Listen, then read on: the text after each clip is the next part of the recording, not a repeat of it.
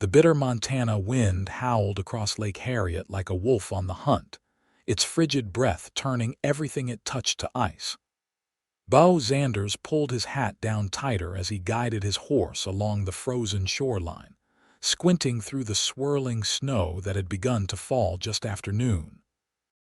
February of 1878 had brought the harshest winter he could remember in his 29 years. And as the temperature plunged with the setting sun, he knew he needed to find shelter soon. "Just a bit further, Thunder," he murmured to his stallion, patting the horse's neck with his gloved hand. "We'll make it to Clearwater by nightfall." The words had barely left his mouth when Thunder suddenly reared, neighing in alarm. Beau steadied his mount, peering ahead through the thickening snow. There, about 50 yards out on the ice, lay what appeared to be a dark bundle. At first he thought it might be an animal that had fallen through, but as he stared harder, the unmistakable shape of a human form became clear. "Whoa, boy," he said, dismounting carefully. "Stay here." Beau tested the ice with one cautious boot before committing his weight. The lake had been frozen solid for weeks, but caution was second nature to a man who'd spent his life in the unforgiving West. He made his way slowly, boots sliding slightly with each step until he reached the figure. It was a woman. She lay face down, her dark green traveling dress crusted with ice, a small leather satchel frozen to the surface beside her. Long auburn hair spilled from beneath a snow-dusted bonnet. With gentle hands, Beau turned her over. Her skin was pale as moonlight, lips tinged with blue. For a terrible moment he thought she was dead, but then he saw the faintest cloud of breath escape those blue lips, alive but barely. "Madam," Beau said, tapping her cheek gently. "Madam, can you hear me?" No response came. Quickly, Beau removed his heavy coat and wrapped it around her. He lifted her into his arms, surprised at how light she felt despite her sodden clothes. The satchel he grabbed with one hand, tucking it under his arm as he made his way back to shore. Thunder nickered nervously as Beau approached with his burden. "It's all right, boy," he assured the horse. "But we need to find shelter now." Beau knew there was an abandoned trapper's cabin about a mile east. He'd stayed there once before, 2 winters ago. It wasn't much, but it had a roof, walls, and most importantly, a fireplace. He secured the unconscious woman in front of him on the saddle, one arm wrapped firmly around her waist, and urged Thunder forward. The cabin appeared through the trees like an answered prayer, small and weathered but still standing strong against the Montana winters. Beau dismounted carefully, cradling the woman against his chest as he carried her inside. He kicked the door shut behind them and laid her gently on the cabin's only bed, a simple wooden frame with an old straw-filled mattress. Working quickly, Beau gathered the wood stacked beside the small stone fireplace. His fingers, stiff with cold, fumbled with the matches from his saddlebag, but soon a small flame flickered to life. He fed it carefully, adding larger pieces until a decent fire roared in the hearth, casting dancing shadows across the cabin walls. Turning back to the woman, Beau knew what needed to be done. Her wet clothes would kill her as surely as if she'd fallen through the ice. But removing a lady's garments, the impropriety of it weighed on him, yet there was no choice. Death cared nothing for propriety. "Forgive me, madam," he murmured as he began to undo the frozen buttons of her dress. He worked methodically, his face hot with embarrassment despite the cold, removing her outer garments and the damp chemise beneath. He kept his eyes averted as much as possible, preserving what little of her dignity he could. He wrapped her in his spare shirt and the cabin's single blanket, then placed her close to the fire.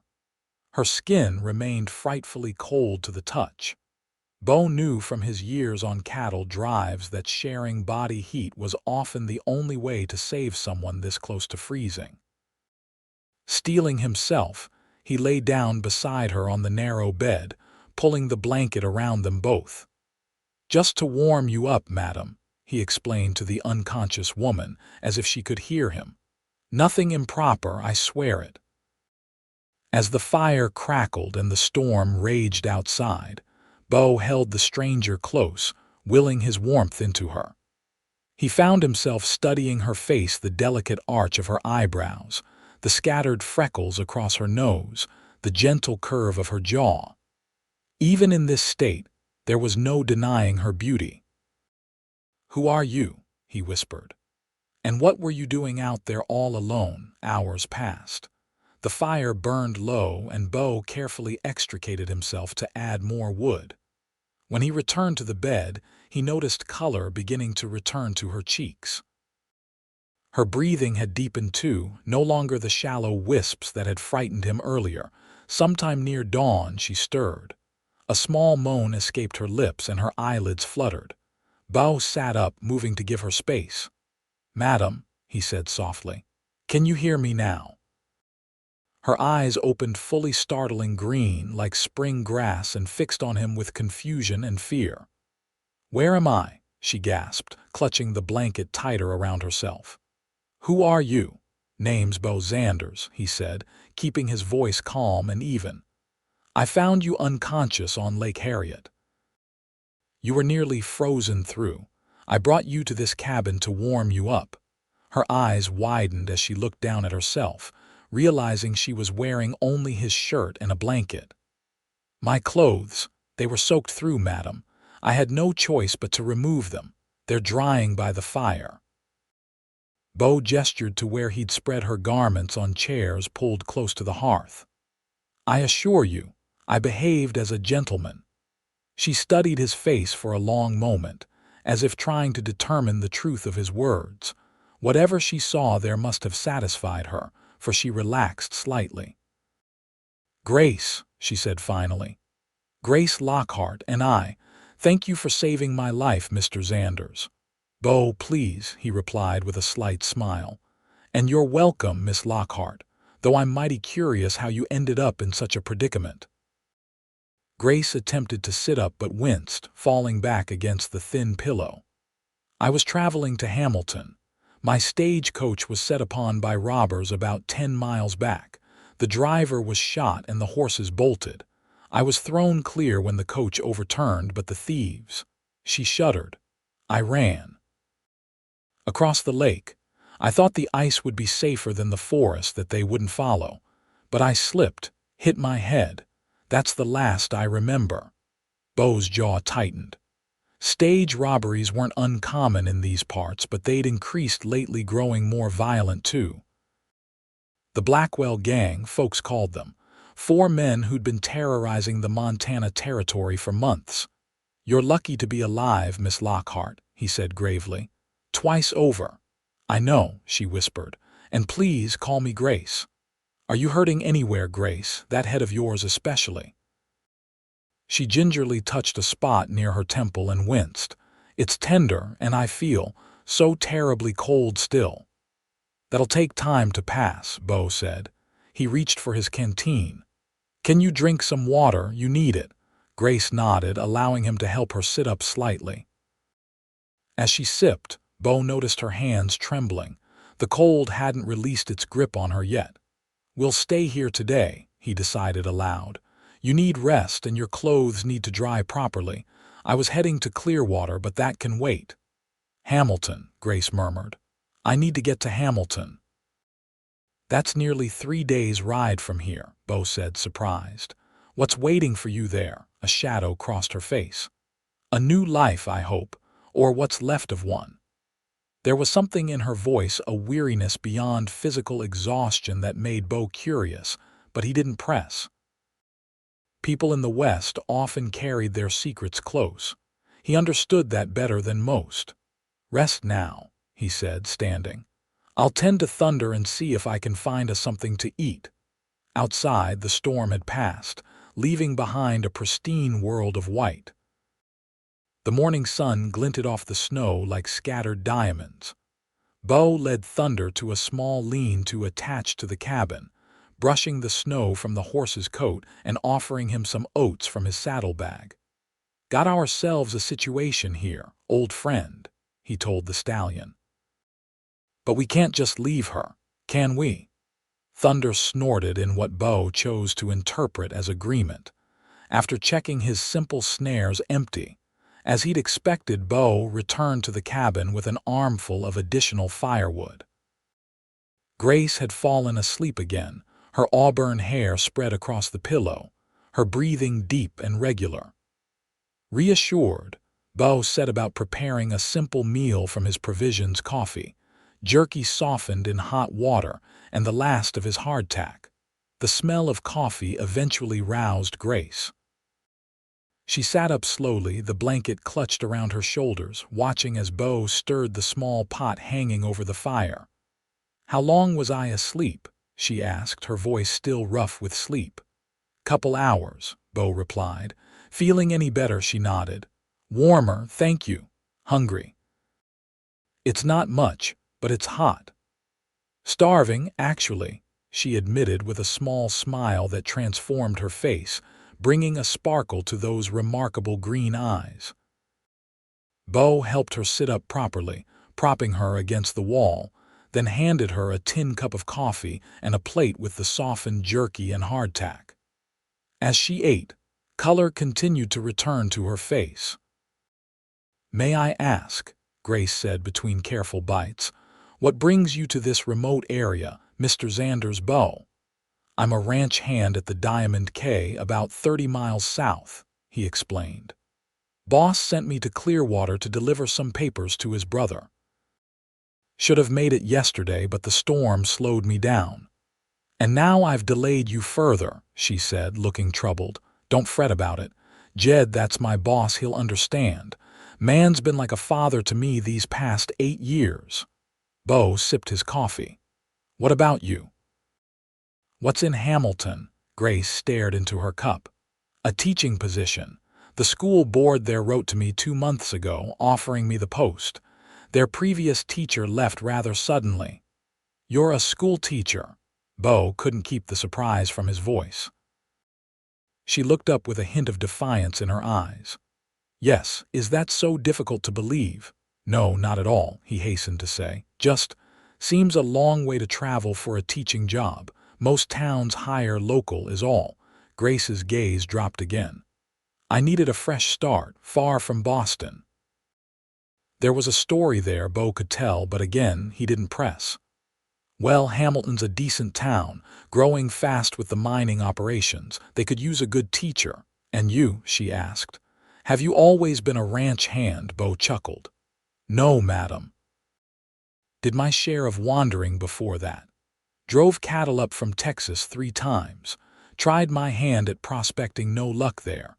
Worked as a shotgun messenger for Wells Fargo for a spell." He rubbed his shoulder absently, where an old bullet wound sometimes ached in cold weather. "But I found I prefer horses to people, generally speaking." "Yet you stopped to help a stranger," Grace observed. "Some things a decent man just does," Beau replied simply. They fell into a comfortable silence after that, each lost in their own thoughts as the fire crackled between them. Outside, the winter sun climbed higher, its light filtering through the cabin's single small window. Eventually, Grace spoke again. "My clothes, do you think they're dry enough for me to dress?" Beau checked her garments, finding them still damp in places. "Not quite, give them a few more hours." She nodded, though she looked uncomfortable with the situation. "I'll step outside," Beau offered. "Give you some privacy. Need to check my snares anyway, see if we might have something more substantial for dinner." "Thank you," Grace said softly. Outside, Beau trudged through the snow to check his simple wire snares. To his surprise, one had caught a decent-sized rabbit. It wasn't much, but it would make a far better meal than jerky. He cleaned the animal efficiently, his thoughts turning to the woman in the cabin. There was something about Grace Lockhart that intrigued him. Not just her beauty, though that was undeniable, but the glimpses of strength he'd seen beneath her proper exterior. A woman traveling alone across the country to teach in a frontier town that took courage. And the way she'd spoken of needing a fresh start. Beau knew something about that. Hadn't he come to Montana for the same reason? When he returned to the cabin, Grace was sitting up in the bed, her hair neatly combed and braided. She'd managed to put on her chemise and petticoat, which had dried faster than her heavy dress. "I hope you don't mind," she said, gesturing to her hair. "I found my comb in my satchel." "Not at all," Beau replied, holding up the rabbit. "Look what we got for supper." Grace's eyes widened. "You caught that just now. Had the snares set earlier," he explained. "Lucky break." As Beau prepared the rabbit for cooking, Grace watched him with interest. "You seem very capable, Mr. Xanders. Out here you learn fast or you don't survive," he said matter-of-factly. "And it's still just Beau, if you please." "Beau, then," she conceded with a small smile. "May I help? I feel useless just sitting here." He hesitated. "Your clothes still need time. I'm decent enough," she insisted, gesturing to her undergarments. "And I'm tired of being an invalid." Beau nodded, appreciating her spirit. "All right. You can slice those wild onions I found while you tell me more about this teaching position in Hamilton." As they worked side by side, Grace explained that she'd been teaching in Boston for 3 years at a prestigious girls' school. She spoke of her passion for education, especially for frontier children who had limited opportunities. "Books opened the world to me when I was young," she said, her eyes bright with enthusiasm. "I want to do the same for others." "Noble calling," Beau commented, impressed by her dedication. "Hamilton's lucky to get you." A shadow crossed Grace's face. "If they still want me. I'm already a week late due to train delays and now this." "Don't worry," Beau assured her. "Folks out here understand that winter travel is unpredictable. Besides, it's not like they've got a line of qualified teachers waiting at the door." His words seemed to comfort her, and they continued preparing the meal in companionable silence. As they ate the rabbit stew, simple but satisfying, Beau found himself sharing stories of his life on the range that he hadn't told anyone in years. There was something about Grace that made conversation easy, despite their different backgrounds. "So there I was," he recounted, "dangling upside down from my stirrup with 1,000 pounds of angry steer bearing down on me, when old Hank Thompson rides up, cool as you please, and says, 'Son, that ain't how we usually rope cattle round here.'" Grace's laughter filled the small cabin, bright and genuine. "Did he at least help you?" "Eventually," Beau grinned. "But not before making sure every hand in the outfit got a good look at my predicament." As evening settled in, Grace's dress and coat were finally dry. She excused herself to dress properly behind a blanket Beau hung for privacy.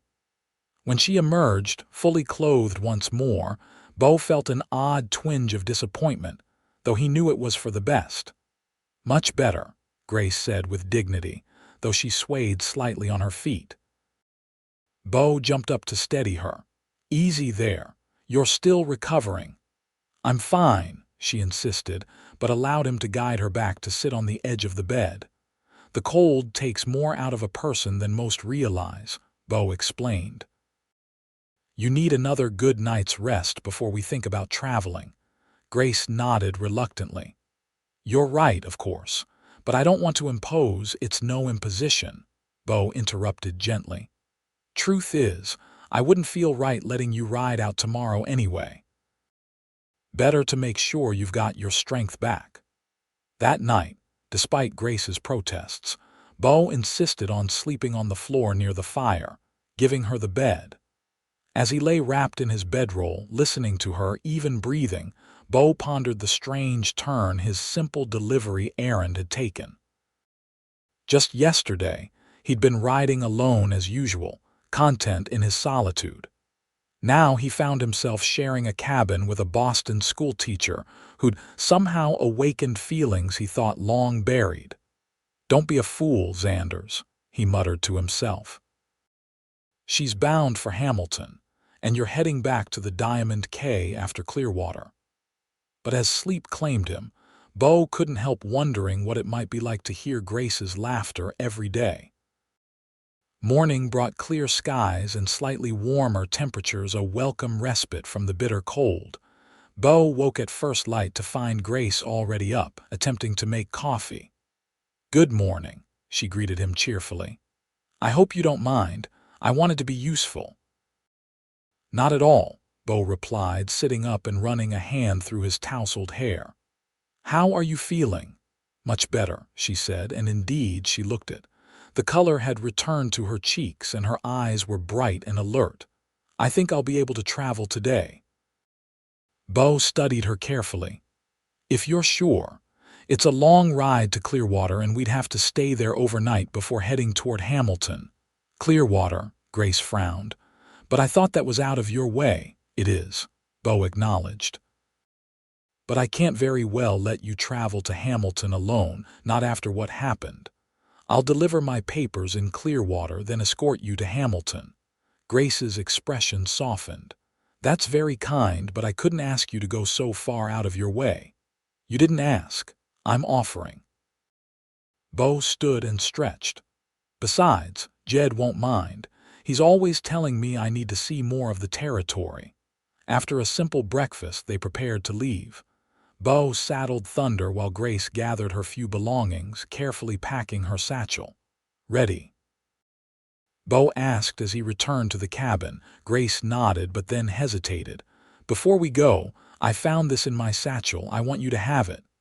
She held out a small leather-bound book. "It's Tennyson's poems, a small token of my gratitude." Beau took the book carefully. It had been years since anyone had given him a gift. "I can't take this. Books are precious out here. Please," Grace insisted. "I have another copy, and I'd like to think of you reading it sometimes."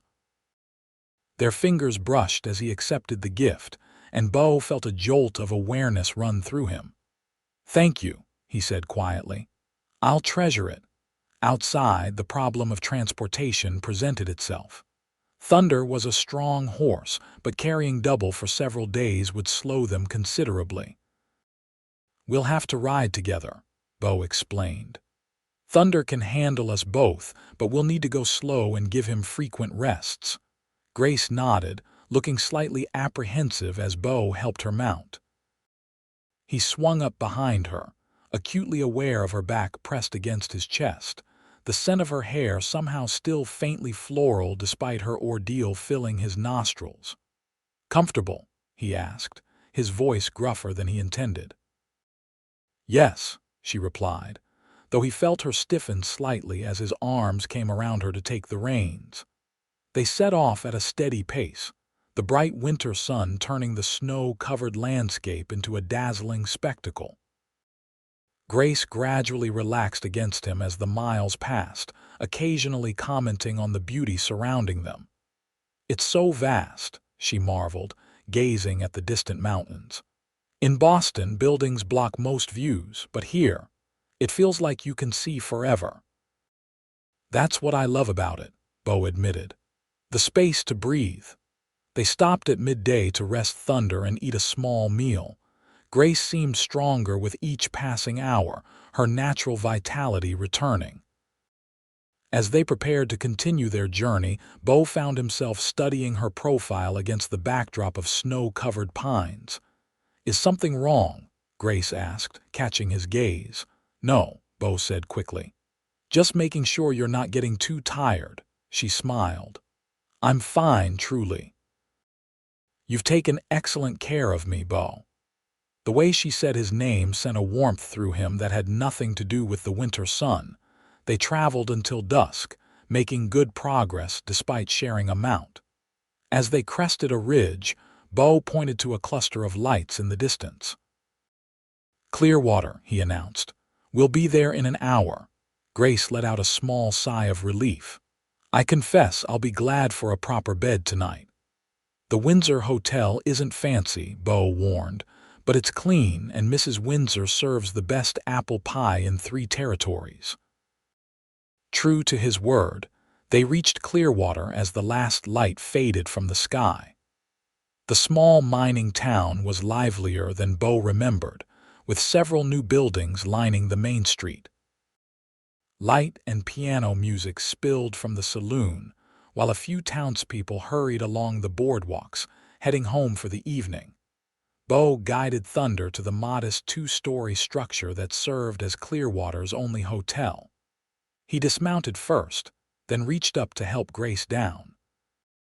Her legs wobbled after the long day in the saddle, and she clutched his shoulders to steady herself. "Sorry," she murmured, her face close to his. "I'm not used to riding for so long." "No need to apologize," Beau said, acutely aware of how perfectly she fit in his arms. He set her gently on her feet but kept a steadying hand at her elbow. The Windsor Hotel's lobby was warm and inviting, with a crackling fire in the stone hearth and simple but polished furniture. Behind the front desk, a plump woman with silver-streaked black hair looked up from her ledger. "Beau Xanders," she exclaimed, her face breaking into a wide smile. "Haven't seen you in an age, young man." "Evening, Mrs. Windsor," Beau greeted her warmly. "This is Miss Grace Lockhart. We need 2 rooms for the night if you have them, Mrs." Windsor's sharp eyes took in Grace's travel-worn appearance and the way Beau hovered protectively beside her. "2 rooms, is it? Well, you're in luck. Just had a drummer check out this morning." She turned to Grace with a motherly smile. "You look like you could use a hot bath and a good meal, dear." "That sounds heavenly," Grace admitted. "I'll have Josiah bring up water right away," Mrs. Windsor promised, handing over 2 keys. "Dinner's still being served in the dining room. Nothing fancy, but it's hot and plentiful." "Thank you," Grace said gratefully. "I need to deliver some papers for Jed," Beau told Grace. "Why don't you get settled, have your bath, and I'll meet you for dinner in an hour." Grace nodded, following Mrs. Windsor's son Josiah up the narrow staircase to her room. Beau watched her go, then headed back outside to stable Thunder and complete his errand.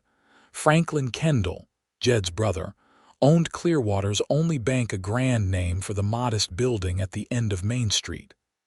Despite the late hour, light still shone from his office window. Frank was a more serious version of his jovial younger brother, with the same stocky build but a more weathered face. He greeted Beau with a firm handshake. "Bit late getting here, aren't you?" he commented as he accepted the document packet. "Ran into some trouble," Beau explained briefly. "Storm, and then found a woman half frozen on Lake Harriet." Frank's eyebrows shot up. "Alive? Barely. School teacher headed to Hamilton. Stage was robbed." Frank's expression darkened. "Blackwell gang again, I'd wager. They hit a freight wagon outside of Helena last week too." "Governor's talking about sending in the cavalry if the territorial marshals can't handle it." They discussed the growing problem of outlaws in the territory as Frank reviewed the papers Beau had brought. Business concluded, Frank offered Beau a cigar, which he declined. "Actually, I need to get back to the hotel," Beau explained, "meeting Miss Lockhart for dinner." A knowing smile spread across Frank's face. "I see. Well, don't let me keep you." "It's not like that," Beau protested, feeling his ears grow warm. "I'm just escorting her to Hamilton." "Professional courtesy." "Of course," Frank agreed, still smiling. "Just escorting. Tell my brother he owes me a visit soon." Beau hurried back to the Windsor, suddenly eager to see Grace again. He washed up in his room, changing into his spare shirt, the cleanest one he had, and even attempted to tame his unruly brown hair with a quick combing. When he entered the dining room, he spotted Grace immediately. The transformation took his breath away. Her hair, freshly washed, hung in loose waves down her back, copper highlights catching the lamplight. She changed into a simple blue dress that he hadn't seen before, presumably from her satchel, and though it was somewhat wrinkled from travel, it suited her perfectly. She looked up as he approached, a smile lighting her face. "You made it.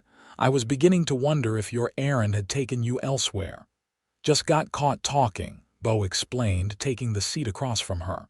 "You look refreshed." "A bath can work miracles," she replied. "Mrs. Windsor was kind enough to press my dress while I bathed, and even offered to lend me a shawl since my coat is still rather damp." Their dinner arrived: hearty beef stew, fresh bread, and the promised apple pie for dessert. As they ate, Grace asked about Clearwater and its history, her natural curiosity evident in every question. "You'd make a good reporter," Beau commented after she'd inquired about the town's mining operations. Grace laughed. "Actually, I considered it once. My father was a journalist before he passed. He always encouraged my inquisitive nature, much to my mother's dismay." "And your mother, is she still in Boston?" Beau asked, realizing he knew little about her family. A shadow crossed Grace's face. "No, she died 3 years ago. There's no one left for me there now." "I'm sorry," Beau said sincerely. "I know how that feels. Lost my parents to cholera when I was 16. "That must have been difficult," Grace said softly. Beau nodded. "It was. Worked odd jobs to survive, eventually found my way west with a cattle drive. Best decision I ever made, though I didn't know it at the time. That's how I feel about accepting the position in Hamilton," Grace admitted. "A new beginning." There was that hint again that she was running from something, not just toward a new opportunity. Beau's curiosity grew, but the dining room of a busy hotel wasn't the place to press for details. After dinner, they lingered over coffee, neither seeming eager to end the evening. Eventually, though, Grace stifled a yawn. "I should retire," she said reluctantly. "It's been quite a day." Beau stood to pull out her chair. "Of course. We should get an early start tomorrow if we want to make decent progress toward Hamilton." He walked her to her room, stopping at the door. For a moment they stood in awkward silence, neither quite knowing how to say goodnight after all they'd been through. "Thank you again," Grace said finally. "For everything." "Just doing what needed doing," Beau replied, suddenly self-conscious. Grace hesitated, then reached out to briefly touch his arm. "Good night, Beau." "Good night, Grace," he said softly. As her door closed, Beau stood for a moment longer in the quiet hallway, wondering at the strange feeling stirring in his chest. He'd saved people before it came with the territory in the West, but something about Grace Lockhart was different. Something that made him want to know everything about her, to see her smile again, to protect her from whatever had sent her fleeing across the country. "Don't be a fool," he muttered to himself again as he walked to his own room. "She's bound for Hamilton, and you've got responsibilities at the Diamond K." But as he lay in bed that night, staring at the ceiling, Beau couldn't help but wonder if some responsibilities were worth setting aside for the right reason. Morning arrived with a light snowfall, not enough to impede travel, but a reminder that winter still had Montana firmly in its grip. Beau met Grace for breakfast, finding her already seated in the dining room, looking well-rested and eager to continue their journey. "I spoke with Mrs. Windsor," Grace announced as Beau joined her. "She says there's a freight wagon leaving for Hamilton today. The driver has agreed to let me ride with him." Beau frowned. "A freight wagon? That's no way for a lady to travel." "It seems sensible," Grace argued. "You've already gone far out of your way for me. This way you can return to your ranch and I'll still reach Hamilton safely." "And if the wagon is robbed like your stagecoach was," Beau countered. Grace bit her lip. "I hadn't thought of that." "I said I'd see you to Hamilton, and I meant it," Beau said firmly. "Besides, I sent a telegram to Jed last night explaining the situation. He understands." Relief washed over Grace's face, though she tried to hide it. "If you're certain." "I am," Beau assured her. "But we do have one problem. I'd rather not make Thunder carry double all the way to Hamilton. It's too hard on him for that distance." "What do you suggest?" "We'll need to buy you a horse," Beau said. "There's a decent livery here. After breakfast, we'll see what they have available." Grace's eyes widened. I'm not sure I can afford a horse right now. My savings are rather depleted from the journey west." Beau waved away her concern. "Consider it a loan until you get settled. You can pay me back when your teaching salary comes in." "That's very generous, but—" "No arguments," Beau interrupted with a smile. "Besides, everyone needs a horse out here. You'll find it's not a luxury but a necessity." After breakfast, they made their way to Clearwater's livery stable, where the owner, a grizzled man named Higgins, showed them his available mounts. "For the lady, I'd recommend Daisy," Higgins said, leading them to a stall containing a sturdy chestnut mare with a white blaze. "Gentle disposition, but sure-footed. Won't spook easily." Grace approached the horse cautiously, extending a hand for the mare to sniff. Daisy nudged Grace's palm affectionately, making her laugh. "She's perfect," Grace decided. Beau negotiated a fair price, including a basic saddle and bridle. While Grace got acquainted with Daisy, Beau purchased additional supplies for their journey: extra food, a second bedroll, and a heavy wool blanket for Grace. By mid-morning, they were ready to depart. Grace, dressed in her now dry traveling clothes with Mrs.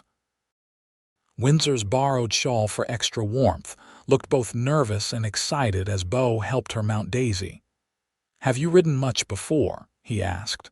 "Some in my youth," she admitted, "but it's been years." "Daisy will take care of you," Beau assured her. "Just keep a steady hand on the reins and follow my lead." They set out from Clearwater under clearing skies, heading southeast toward Hamilton. The road would take them through varied terrain: forests, open valleys, and a mountain pass that Beau hoped wouldn't be too snow-choked this time of year. Grace proved to be a quicker study than Beau expected, adapting to the rhythm of riding with natural grace. By midday, when they stopped to rest the horses and eat, she was sitting confidently in the saddle. "You're a natural," Beau commented as they shared jerky and hardtack. Grace smiled, pleased by the compliment. "It's coming back to me. My father taught me to ride when I was a girl. We had a summer cottage in Vermont with 2 old ponies." "Vermont to Montana is quite a change," Beau observed. "Everything about my life has changed," Grace said quietly, looking out at the vast landscape. "Sometimes I can hardly believe I'm here." Beau studied her profile, noting the determined set of her jaw despite the wistfulness in her voice. "Do you miss Boston?" "Parts of it," she acknowledged. "The libraries, the concerts, walking in the public garden on spring afternoons." She turned to face him. "But I don't miss feeling trapped." "Trapped?" Beau echoed, surprised. Grace hesitated, as if weighing how much to reveal. "After my mother died, I continued teaching at the school where she'd been headmistress. It was expected. Everything in my life was expected," she sighed. "Including the man I was supposed to marry." Beau felt a strange tightening in his chest. "You were engaged?" "Not officially, but it was understood. Harold Thornton, the son of the school's patron. A perfectly suitable match, everyone said." "But not what you wanted," Beau guessed. Grace's green eyes met his directly. "No, Harold wanted a wife who would host dinner parties and produce heirs. I wanted more. When the letter came from Hamilton, offering me the chance to build a proper school in a growing community, it felt like providence." "And Harold was furious," Grace admitted. "He couldn't understand why anyone would choose Montana over Boston, over him." She looked down at her hands. "He said some unkind things, suggested I'd regret my decision when I was living among savages and uncouth miners." Beau chuckled. Well, he wasn't entirely wrong about the miners. That startled a laugh from Grace. No, I suppose not. But I'd rather teach the children of honest miners than live the life Harold had planned for me. Brave decision, Beau said, respect evident in his voice. Foolish, perhaps, Grace replied. I have no idea what awaits me in Hamilton. A community that needs you, Beau said simply. And if this Harold fellow couldn't see your worth, then he didn't deserve you anyway. A blush colored Grace's cheeks at his words. Thank you, Beau. What about you? Has there ever been someone special in your life? Now it was Beau's turn to look away. Once. Long time ago in Texas. Didn't end well. I'm sorry, Grace said softly. Beau shrugged. It was for the best. I wasn't meant for settling down then. And now? Grace asked, her voice gentle. Now, Beau met her gaze again. Guess I've never found a reason compelling enough to try again. Something unspoken passed between them in that moment, a current of understanding and possibility. Grace was the first to look away. We should continue, she said, rising to her feet. If we want to reach the pass by tomorrow. They rode through the afternoon in companionable silence, each lost in their own thoughts. The landscape changed gradually, the flat valley giving way to rolling foothills as they approached the mountains that separated them from Hamilton. As dusk approached, Beau led them to a small clearing sheltered by a stand of pines. We'll camp here tonight, he announced, dismounting. There's a creek nearby for water and these trees will break the wind. Grace slid from her saddle with more confidence than she'd shown that morning, though she winced slightly as her feet hit the ground. Sore? Beau asked sympathetically. A bit, she admitted, but worth it. I'd forgotten how exhilarating riding can be. They worked together to make camp, Beau showing Grace how to unsaddle and care for Daisy while he tended to Thunder. He built a small fire, careful to keep it controlled, while Grace arranged their bedrolls on opposite sides of the flames. As night fell, bringing with it a canopy of stars brighter than any Grace had seen in Boston, they shared a simple meal of beans, jerky, and coffee. The firelight cast a golden glow on Grace's face as she gazed upward in wonder. It's like diamonds scattered across velvet, she murmured. I've never seen so many stars. One benefit of being far from city lights, Beau said, enjoying her amazement. Wait until summer when the Milky Way stretches overhead like a river of light. Grace looked at him curiously. You have a poet's soul, Beau Xanders. He ducked his head, embarrassed. Don't let that get around. Bad for my reputation.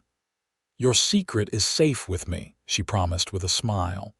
Then, more hesitantly, will you tell me about your life at the Diamond K? I'd like to know more about the man who saved me. Beau wasn't used to talking about himself, but there was something about Grace that made him want to open up. He told her about his 8 years at the ranch, the hard work, the camaraderie among the hands, the pride he took in helping build one of the most successful cattle operations in the territory. Jed took a chance on me, he explained. I was just a drifter with a few cattle drives under my belt. But he saw something worth investing in, I guess. Taught me about breeding stock, land management, all of it. Last year he made me his foreman. He sounds like a wise man, Grace observed. He is, Beau agreed.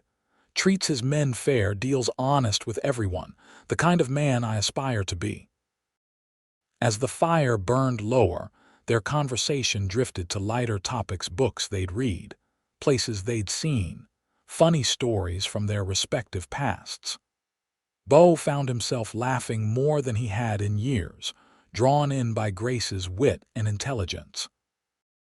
Eventually, though, exhaustion caught up with Grace. A yawn interrupted her anecdote about a particularly precocious student. Sorry, she apologized. I'm not used to such long days in the saddle yet. Get some rest, Beau advised. Tomorrow's the most challenging part of our journey, the pass. Grace nodded, settling into her bedroll. "Good night, Beau." "Good night, Grace," he replied softly. Long after Grace's breathing had deepened into sleep, Beau remained awake, staring at the dying embers of their fire. He was acutely aware of her presence just a few feet away, and of the growing feelings he could no longer deny. In just 2 days, they would reach Hamilton. Grace would begin her new life as a teacher, and he would return to the Diamond K. The thought left an unexpected hollowness in his chest. "Don't be a fool," he whispered to himself for the third time. But even as he said it, Beau wondered if perhaps the true foolishness would be walking away from the chance at something he'd never thought to find again. Morning dawned crisp and clear, with a sky so blue it hurt to look at. Beau woke first, rebuilding the fire and putting coffee on to boil before Grace stirred. She emerged from her bedroll looking tousled but well-rested, her smile warm as she accepted the cup he offered. "Sleep well?" Beau asked. "Better than I expected," she admitted. There's something soothing about sleeping under the stars. They broke camp efficiently, Grace proving herself a quick learner in the routines of trail life. As they mounted up to continue their journey, Beau noted dark clouds gathering over the mountains ahead. "Might be in for some weather," he warned. "Let's make good time while we can." The trail began to climb more steeply as they entered the foothills, winding between stands of pine and bare-branched aspen. Grace rode confidently now, keeping pace with Beau without difficulty. They talked easily as they traveled, sharing stories and observations about the countryside. By midday, they had reached the beginning of the pass, a narrow trail that snaked upward between rocky outcroppings. The clouds Beau had noticed earlier now loomed larger, heavy with the promise of snow. "We should push on," he decided after their brief lunch stop. "I'd rather not get caught in a storm halfway through the pass." Grace nodded, eyeing the darkening sky with concern. "How long will it take to cross?" 4, maybe 5 hours in good conditions," Beau replied. "But if that storm hits—" They remounted quickly, urging their horses to a faster pace as they entered the pass proper. The trail was well-traveled but narrow in places, forcing them to ride single file with Beau leading. The temperature dropped noticeably as they climbed higher, and the wind picked up, carrying the first few snowflakes. "Keep close," Beau called over his shoulder. For the next 2 hours they made steady progress, though the weather worsened gradually. Snow fell more heavily, and the wind drove it sideways, stinging their faces and reducing visibility. Beau kept a careful eye on the trail, which was becoming slick with fresh powder. They had just rounded a sharp bend when thunder suddenly reared, neighing in alarm. Beau fought to control his mount as a massive deadfall came into view, a tangle of fallen trees completely blocking the narrow trail. "Whoa, boy," he soothed, turning to warn Grace. "Trail's blocked." Grace pulled Daisy to a halt beside him, her face pinched with cold and concern. "Is there another way?" Beau dismounted to examine the obstacle. The fallen trees, likely brought down by an earlier storm, created a barrier at least 10 feet high. "No way around it on horseback," he concluded grimly.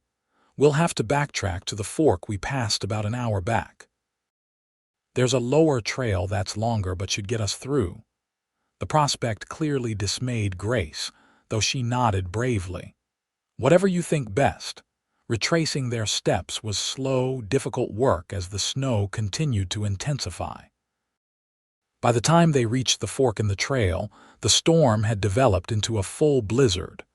Wind howled through the pass, driving snow so thick it was hard to see more than a few feet ahead. "This is getting dangerous," Beau shouted over the wind. "We need shelter." Grace nodded, her face nearly hidden beneath her scarf. "Where?" Beau tried to get his bearings, mentally reviewing the map of the area he carried in his head. "There's a line shack about 2 miles down this lower trail. used by cattlemen driving herds through the pass in summer. If we can reach it. It was their best hope. Beau led the way, fighting to keep them on the trail as visibility worsened. Grace followed close behind, trusting Daisy to track Thunder's steps. The wind bit through their clothing, and snow accumulated rapidly on their shoulders and hats.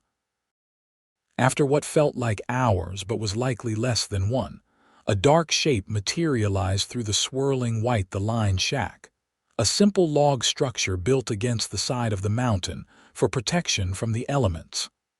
"Thank God," Beau muttered, guiding Thunder toward it. The small stable attached to the shack was rough but solid, offering blessed relief from the wind. Beau helped Grace dismount, noting how stiffly she moved, her teeth chattering uncontrollably. "Get inside," he urged, pressing the cabin key into her hand. "I'll tend the horses." The line shack was sparsely furnished: a small iron stove, a rough-hewn table with 2 chairs, a narrow cot in one corner, and a stack of firewood along one wall. But to Grace, shivering violently as she stepped inside, it looked like a palace. She struggled with frozen fingers to light the stove using the matches Beau had given her. By the time he joined her, stamping snow from his boots, she had a small fire started in the stove, though the cabin remained bitterly cold. "Horses are settled," Beau reported, closing the door firmly against the howling wind. "They'll be fine in the stable." He looked at Grace with concern. Her face was alarmingly pale except for bright red patches on her cheeks and nose. Her lips had a bluish tinge that worried him. "You're half frozen again," he observed, moving quickly to build up the fire. "Take off that wet coat and sit by the stove." Grace obeyed without argument, her fingers fumbling with the buttons of her coat. Beau helped her, then wrapped a blanket from his pack around her shoulders. "This is becoming a habit," Grace attempted to joke through chattering teeth. "Me freezing, you warming me up." "Let's not make it a regular occurrence," Beau replied with a smile, though his concern remained evident. He moved efficiently around the small space, finding a kettle to melt snow for hot drinks and checking the cabin's meager supplies. The storm continued to rage outside, wind whistling through the cabin's chinks, despite the basic chinking between the logs.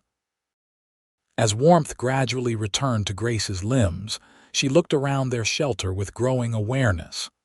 "Will we have to stay the night?" she asked. Beau nodded, peering through the cabin's single small window at the whiteout conditions. "No choice. This storm isn't letting up anytime soon, and night's coming on fast." Grace's glance flickered to the single cot, then quickly away. Beau noticed and cleared his throat awkwardly. "You'll take the cot, of course," he said. "I'll be fine on the floor." "Thank you," she murmured. As evening settled in, the storm showing no signs of abating, they made the best of their situation. Beau found some dried beans and salt pork in the cabin stores, enough to make a simple but hearty stew. Grace helped where she could, obviously grateful for the distraction from their predicament. The small cabin gradually warmed as the stove's heat penetrated its corners.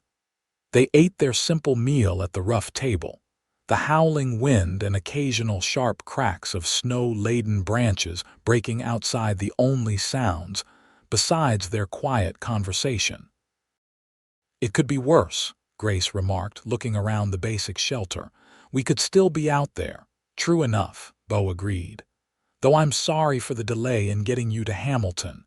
Grace smiled faintly. "The school has waited this long, another day or two won't matter." As she spoke, a particularly violent gust of wind rattled the cabin's door, making her jump. Beau noticed the flicker of fear in her eyes before she composed herself. "The storm makes you nervous," he observed gently. Grace hesitated, then nodded. "When I was a child, a blizzard collapsed part of our house in Boston. I was trapped in my bedroom for hours before they dug me out." She rubbed her arms as if suddenly chilled despite the stove's heat. "I've never quite gotten over the sound of wind like this." Without thinking, Beau reached across the table to cover her hand with his. "This cabin has stood through countless Montana winters. We're safe here." Grace turned her hand to clasp his, her grip surprisingly strong. "I know, and I'm not alone this time." Their eyes met across the table, and something shifted between them, an acknowledgement of the connection that had been building since Beau first carried her unconscious form from the frozen lake. Neither spoke, but neither pulled away either, their joined hands a bridge across the weathered table. Eventually, Grace withdrew her hand, though the warmth in her eyes remained. "Tell me about Hamilton," she requested. "What can I expect?" Grateful for the safer topic, Beau described the growing mining town as best he could from his few visits there. He told her about the main street with its false-fronted buildings, the surprisingly decent hotel, the rowdy saloons that she would obviously avoid, and most importantly, the community's eagerness for a proper school. "The families there have been holding classes in the church, with parents taking turns teaching," he explained. "But with the silver strike last year, the population's growing fast. Lots of miners bringing their families now, not just coming alone." "And the school building?" Grace asked eagerly. "Nothing fancy, but solid. 2 rooms from what I heard. The town council approved funds for proper desks and books just before they wrote to you." Grace's eyes shone with enthusiasm. "It sounds perfect. A real chance to build something meaningful." Beau found himself captivated by her passion. "You really love teaching, don't you?" "With all my heart," she confirmed. "There's nothing like seeing a child grasp a concept for the first time, that moment when confusion transforms into understanding."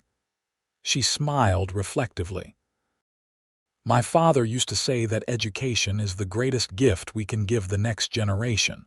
I believe that." "Your father sounds like a wise man," Beau said. "He was," Grace agreed. "He would have loved the West, I think. The openness, the possibilities." "And your mother," Grace laughed softly. "She would have been horrified. Mother believed firmly in propriety above all else. She never would have understood my decision to come here." "Yet here you are," Beau observed. "Yes," Grace said simply. "Here I am." The storm continued through the night, its fury unabated. Despite her exhaustion, Grace found sleep elusive, listening to the wind's howl and the occasional creak of the cabin's timbers.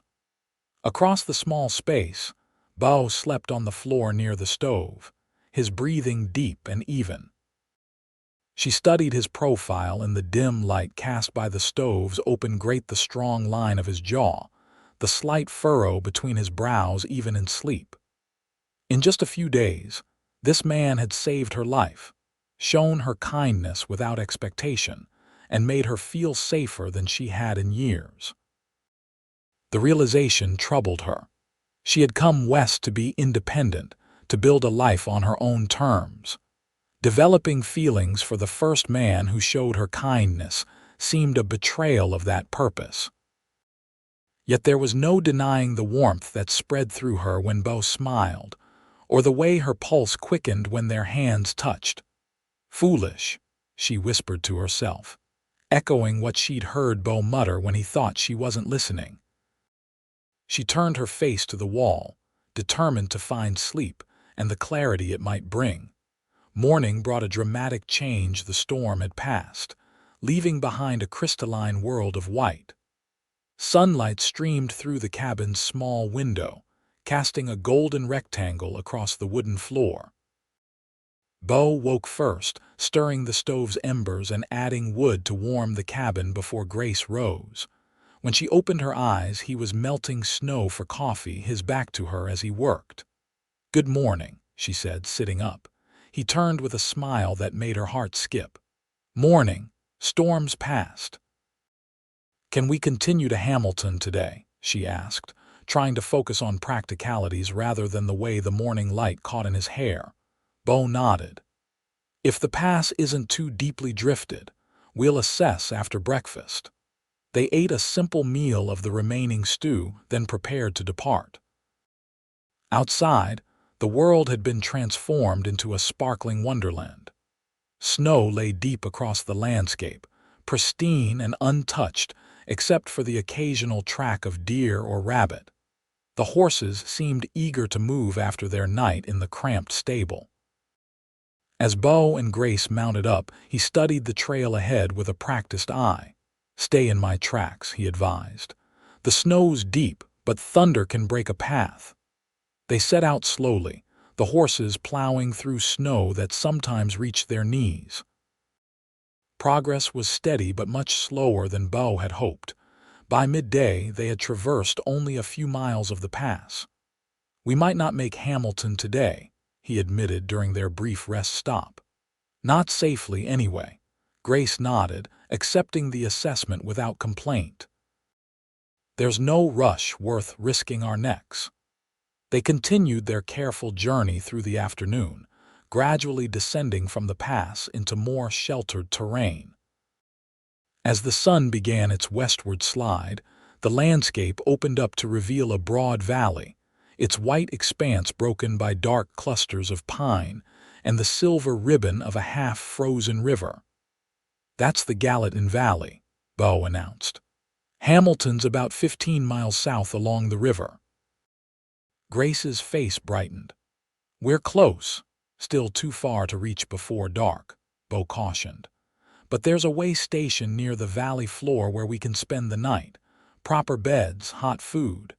The prospect clearly appealed to Grace after their rustic accommodations in the line shack.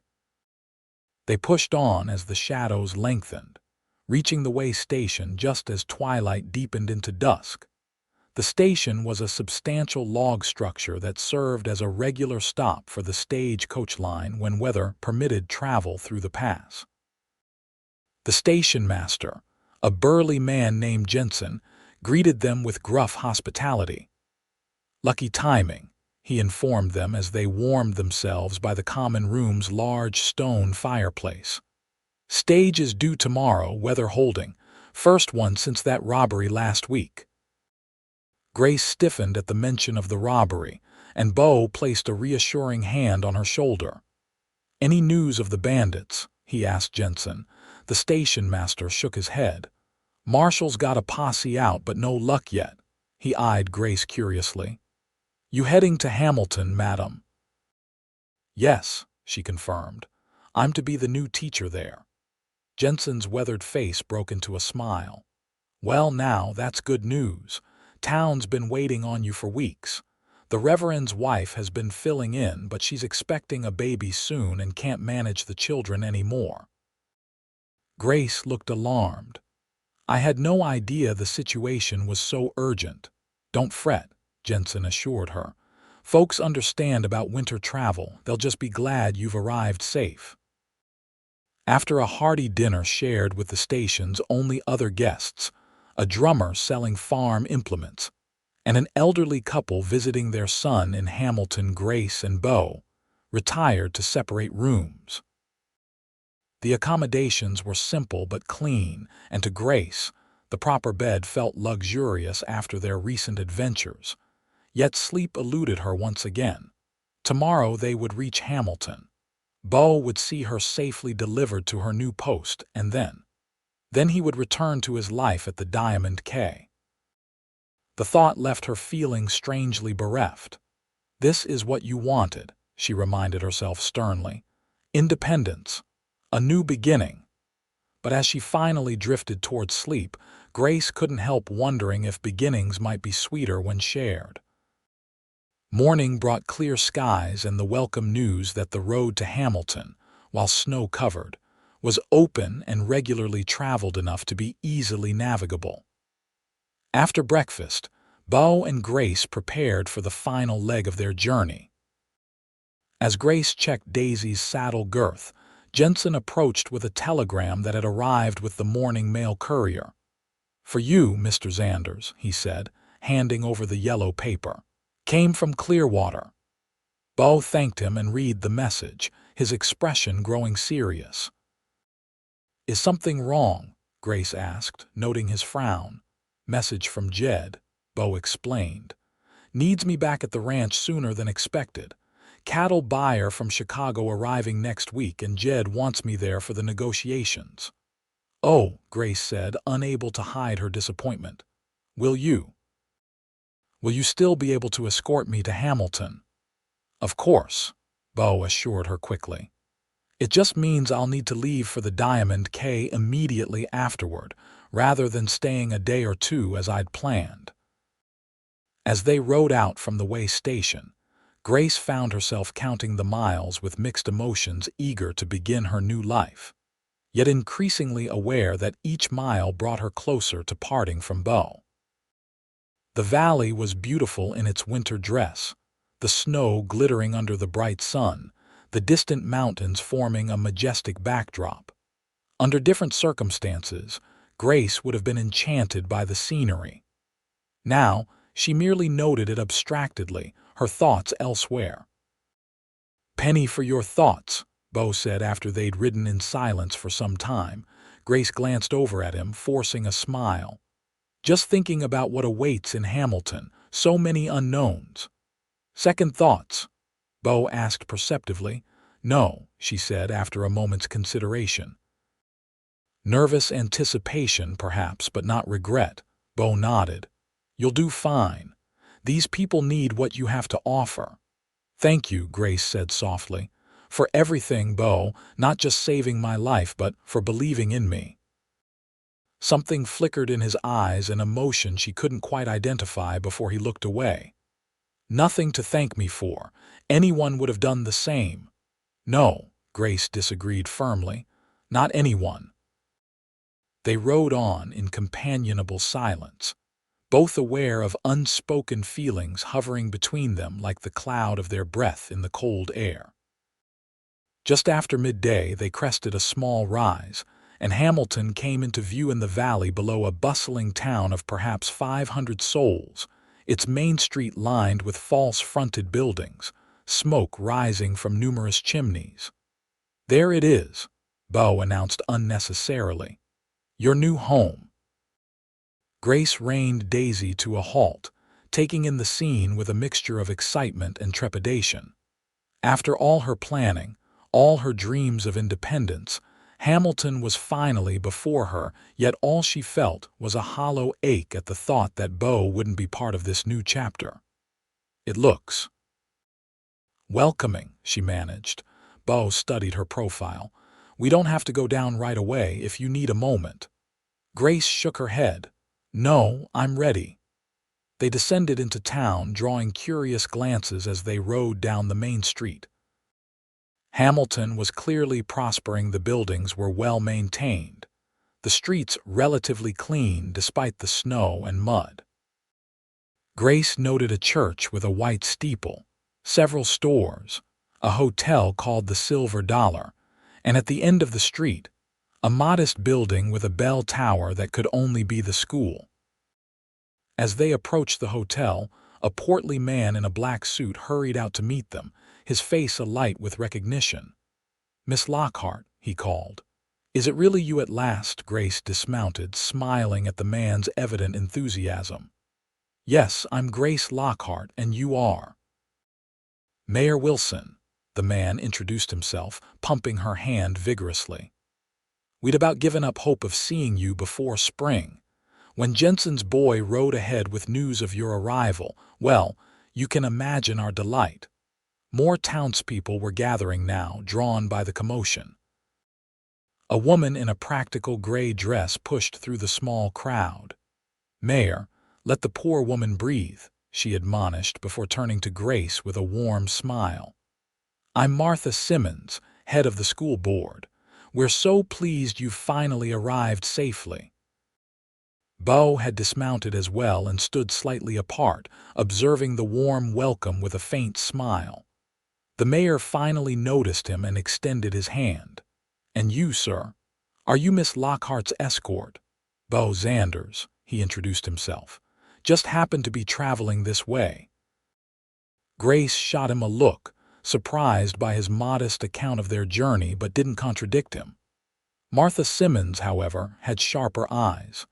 "Happened to be traveling this way, did you?" she said shrewdly. "With matching trail dust and weariness, I suspect there's more to the tale." "There is," Grace acknowledged.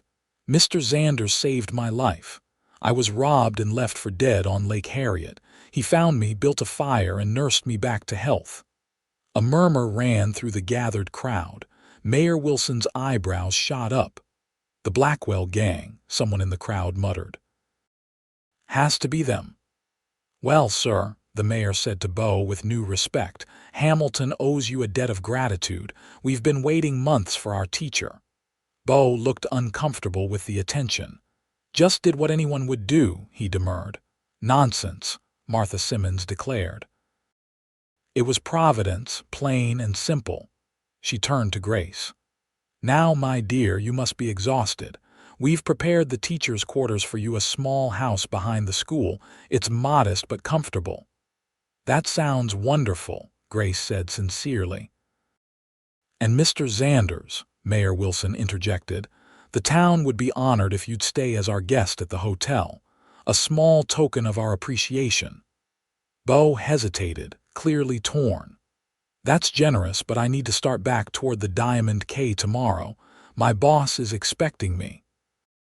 Grace felt her heart sink at the confirmation of his imminent departure, though she'd known it was coming. Mayor Wilson looked disappointed but nodded his understanding.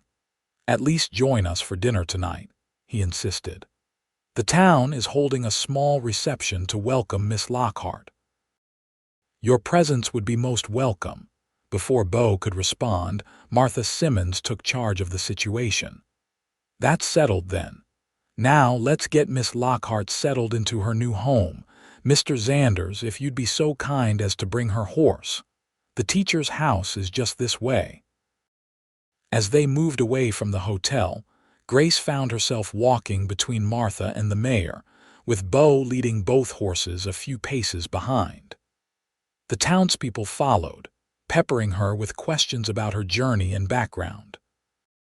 The teacher's house proved to be a tidy one-room cabin behind the schoolhouse, connected by a covered walkway practical for Montana winters. Inside, Grace found simple but comfortable furnishings, a small stove, and several shelves of books. "It's perfect," she said, genuinely pleased with the accommodations. Martha beamed. "We wanted you to feel welcome. There's food in the larder to tide you over and fresh linens on the bed." She lowered her voice. "And don't worry about starting classes right away. Take a few days to settle in." After the townspeople had dispersed, promising to see her at the evening's reception, Grace found herself alone with Beau. He stood awkwardly in the doorway of her new home, hat in his hands. "So," he said finally, "you're here." "Yes," Grace agreed softly. "Thanks to you." An uncomfortable silence stretched between them, filled with things unsaid. Finally, Beau cleared his throat. "I should see to the horses. Daisy's yours now, by the way. Consider her a welcome gift." "Beau, I can't possibly accept." "You can," he interrupted firmly. "Like I said before, you need a horse out here, and she suits you." Grace wanted to argue but recognized the stubborn set of his jaw. "Thank you. She's a wonderful gift." Another silence fell, heavier than before. "I'll come by around 6 to escort you to the reception," Beau said finally. "If that's all right." "I'd like that," Grace replied, wishing she could say more but finding the words stuck in her throat. After Beau left to stable the horses, Grace explored her new home more thoroughly. Everything was neat and practical, with thoughtful touches that spoke of a community's anticipation. A vase of dried flowers on the table, a colorful quilt on the bed, a small selection of recent newspapers from Helena.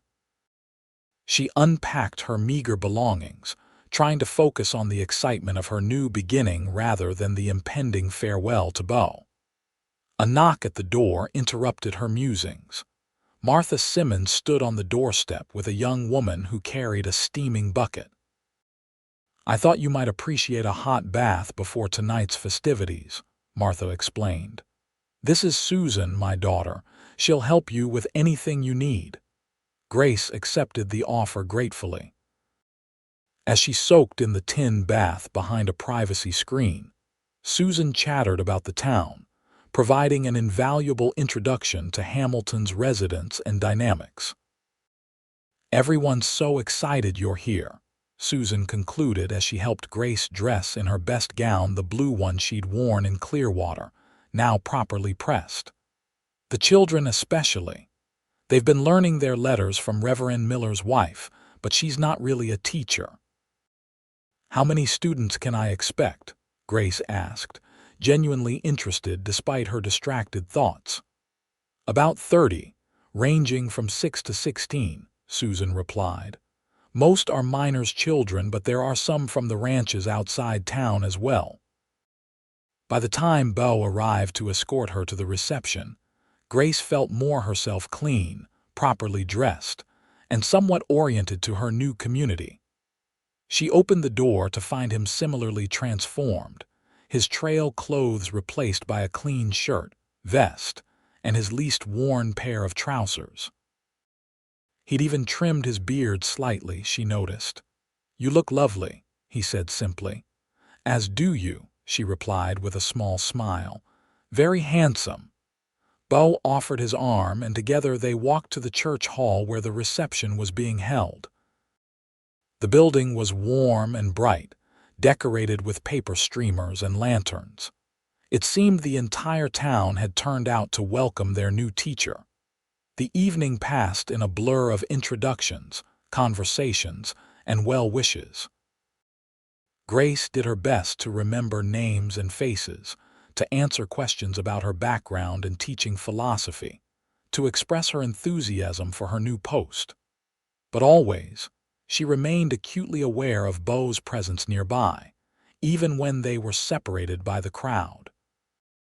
Late in the evening, as the celebration began to wind down, Mayor Wilson called for attention.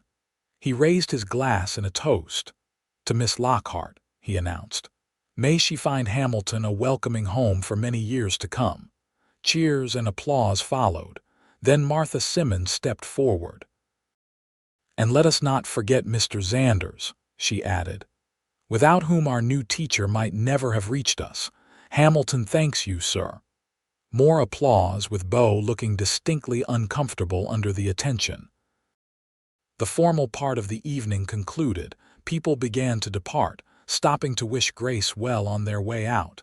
Eventually, only a few townspeople remained, engaged in cleaning up. Beau approached Grace, who stood by the refreshment table. "May I walk you home?" he asked quietly. Grace nodded, suddenly unable to trust her voice. They slipped out into the clear, cold night, walking slowly through the quiet streets. Stars blazed overhead in the velvety darkness, and their breath formed small clouds in the frosty air. Neither spoke until they reached the door of Grace's small house. There, Beau finally broke the silence. "I'll be leaving at first light," he said, his voice low. Grace nodded, fighting the tightness in her throat. "I know." "Grace, he stopped, seemingly struggling for words. "It's all right," she said softly. "You have responsibilities, I understand." Beau studied her face in the dim light from the lantern hanging beside her door. "Do you understand, I mean?" "I think so," Grace whispered. He stepped closer, one hand gently lifting to touch her cheek. "I don't think you do." And then he was kissing her, his lips warm against hers despite the cold night. Grace responded without hesitation, her arms sliding around his neck as she returned the kiss with all the feeling she'd been trying to suppress. When they finally parted, both slightly breathless, Beau rested his forehead against hers. "I wasn't looking for this," he murmured. "Wasn't looking for you, nor I for you," Grace admitted.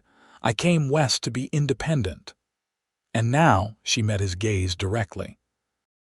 "Now I'm wondering if independence means being alone." Beau smiled faintly. "I've been alone a long time, thought that's what I wanted." His thumb traced the curve of her cheek.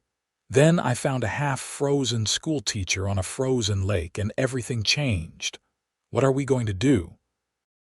Grace asked, the practical question that had been haunting her. Beau sighed, stepping back slightly though he kept hold of her hands. "I have to return to the Diamond K. Jed's counting on me." Grace nodded, the disappointment sharp despite her understanding. "But Hamilton isn't so far," Beau continued. "A few days' ride, I could visit, often if you'd welcome it." Hope flickered in Grace's chest. "I would, very much." "And perhaps," Beau said carefully, "if things continue as they've begun between us." "Well, Hamilton could use a ranch of its own someday." Grace's eyes widened at the implication. "Beau Xanders, are you making plans for us already?" he chuckled, ducking his head slightly. "Not plans exactly, just possibilities, if you're amenable." "I find myself increasingly amenable to many things I hadn't considered before meeting you," Grace admitted with a small smile. Beau's expression grew serious again. "I know this is fast. Too fast, maybe. You've only just arrived in Hamilton, and you need time to establish yourself, to be sure this is where you want to be. And you need time to be sure I'm who you want to be with," Grace added softly. "No," Beau said with surprising firmness. "That's the one thing I am sure of." The conviction in his voice made Grace's heart race. "Then we'll take the time we need. You'll visit when you can, and I'll build my school here. We'll write letters." "And in the spring?" Beau asked, a hint of vulnerability in his eyes. "In the spring, when the passes are clear and travel is easier," Grace said, reaching up to touch his face, "we'll see where our hearts have led us." Beau turned his head to kiss her palm. "I already know where mine has led, Grace Lockhart, right to you." They shared one more kiss, tender and full of promise, before Beau reluctantly stepped back. "I should go. Early start tomorrow."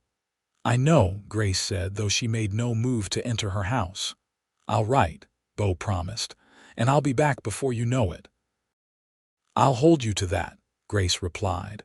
With a final touch of her hand, Beau turned and walked away, his tall figure gradually disappearing into the darkness. Grace watched until she could see him no longer, then entered her new home. As she prepared for bed, Grace's mind whirled with the events of the past week, from the terror of the stagecoach robbery to the miracle of Beau finding her on the frozen lake.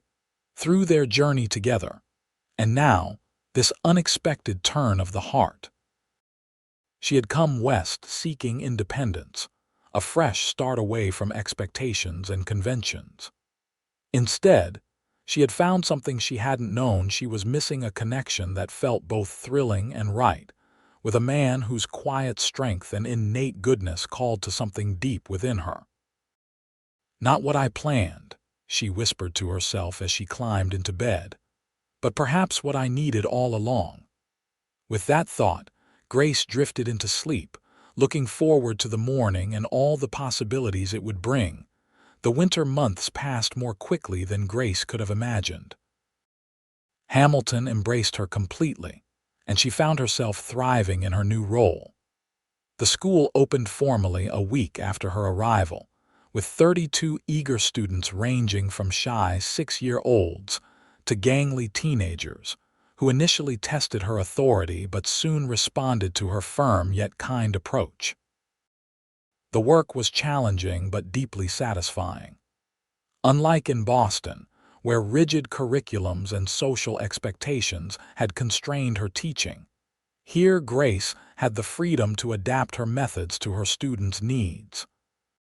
She introduced progressive ideas, hands-on science lessons, debates on current events for the older children, even occasional outdoor classes when the weather permitted.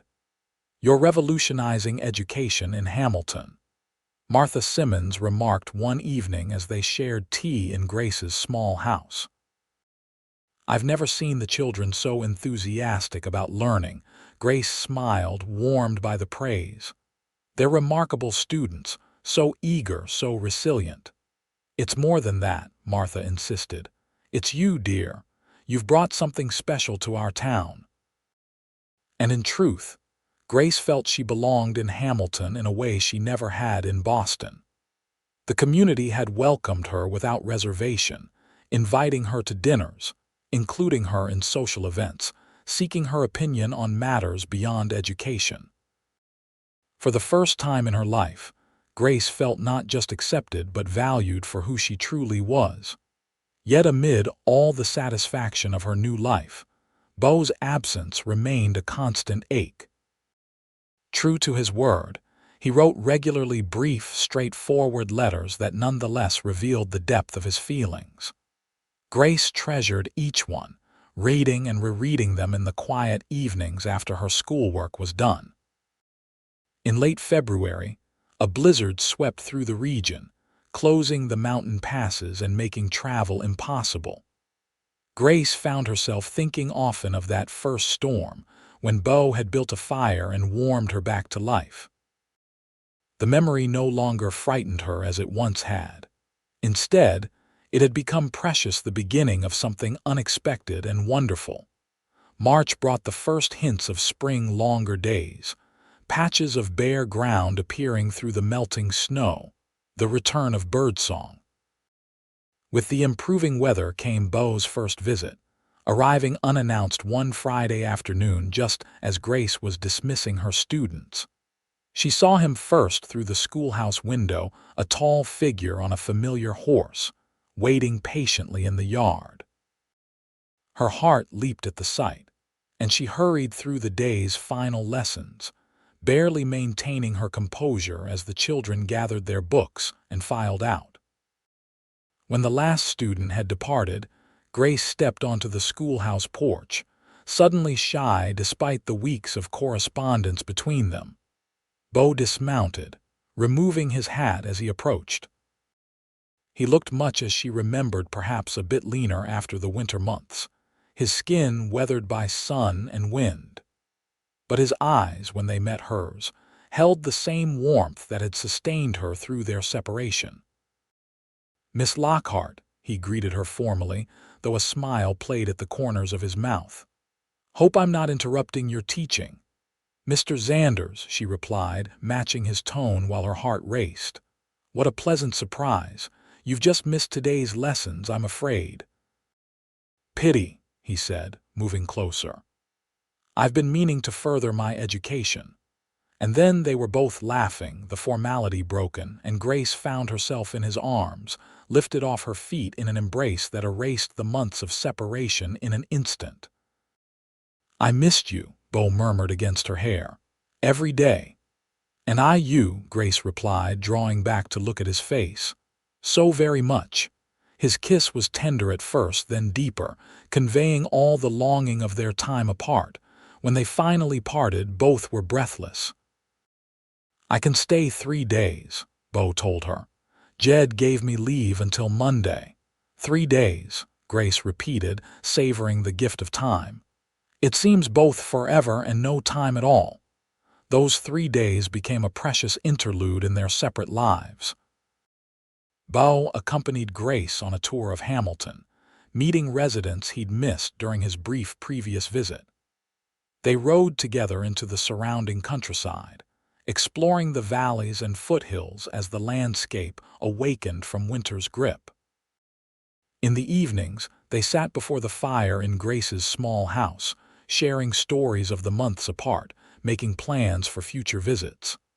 On Saturday night, they attended a dance at the town hall, where Beau surprised Grace with his nimble footwork. "Where did you learn to dance like that?" she asked as he guided her confidently through a waltz. Beau chuckled. "My mother insisted I learn. Said no son of hers would stomp around a dance floor like a wounded bear." The mention of his mother, rare in Grace's experience, opened a door to more personal conversations. Later that night, as they walked home under a canopy of stars, Beau spoke more freely of his childhood in Texas, of losing his parents, of the years of drifting that followed. "I was angry for a long time," he admitted. "At God, at fate, at the world in general." Took to the trail because I couldn't bear to stay in one place with all that rage inside me." "What changed?" Grace asked gently. Beau considered the question.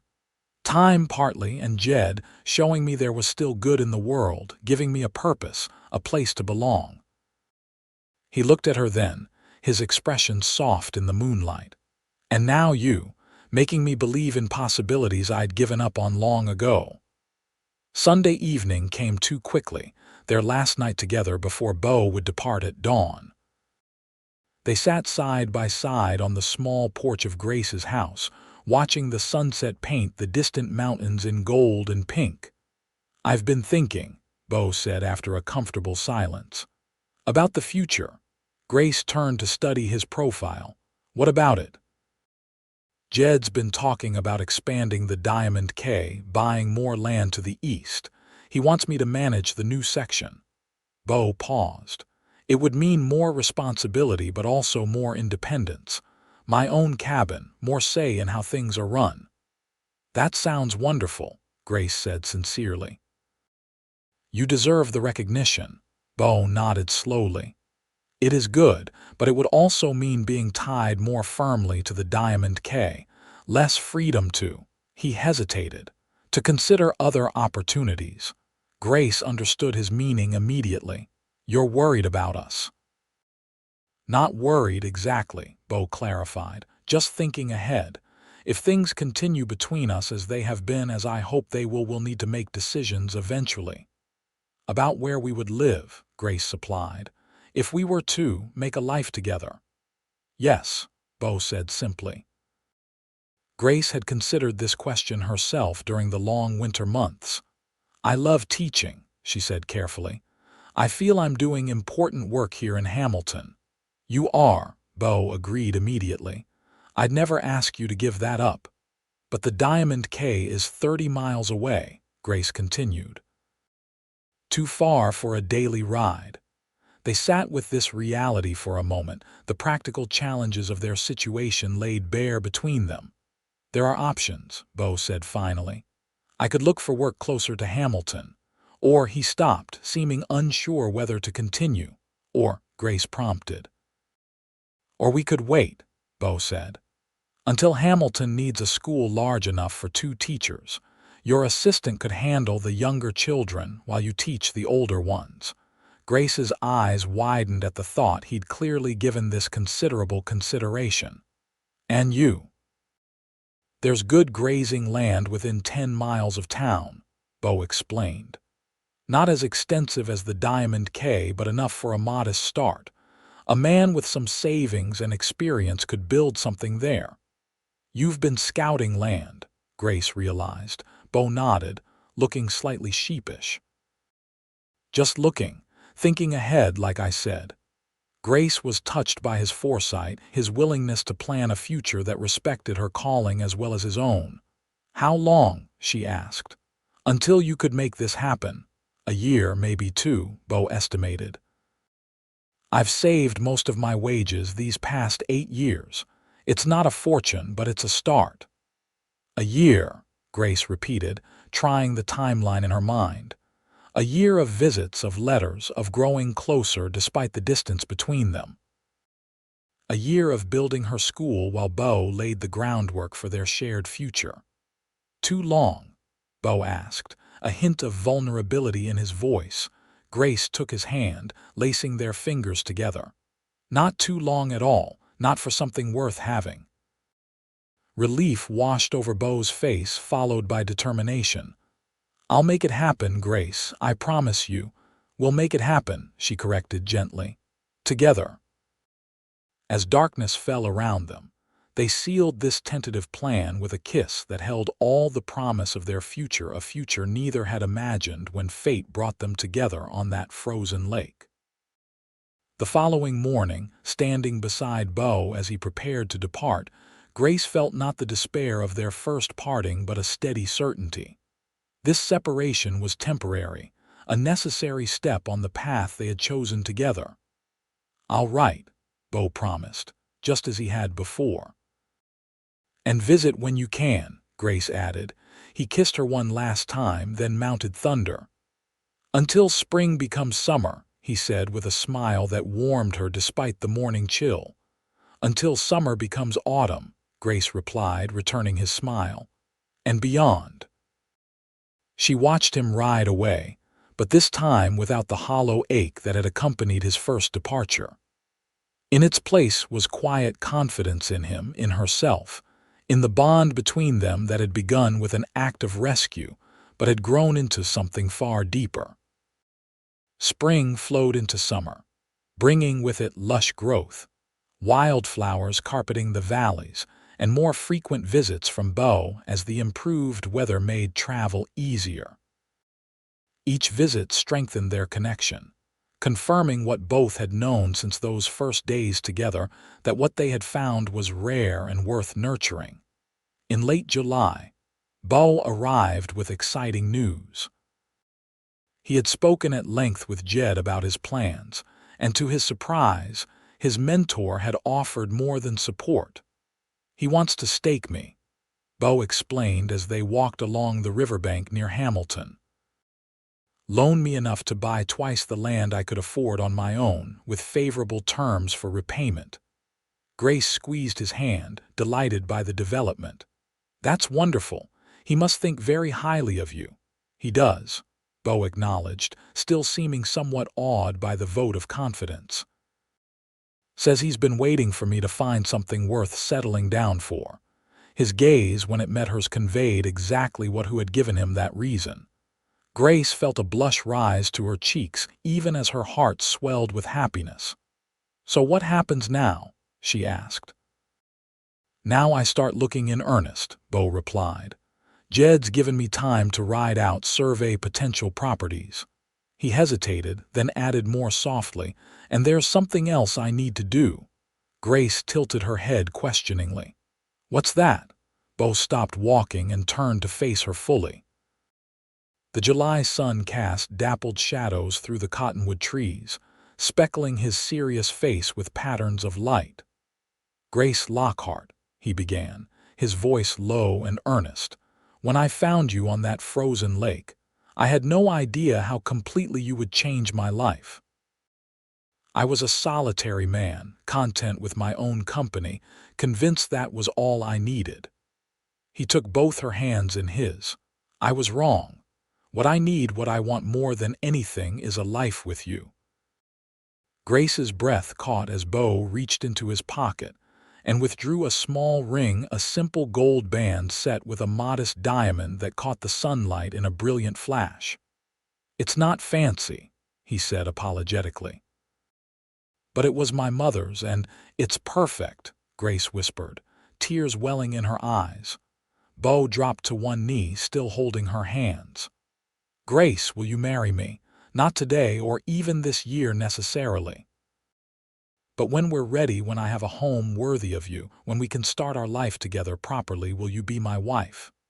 "Yes," Grace answered without hesitation, her voice steady despite the tears now flowing freely. "Yes, Beau Xanders, I will marry you whenever and wherever you ask."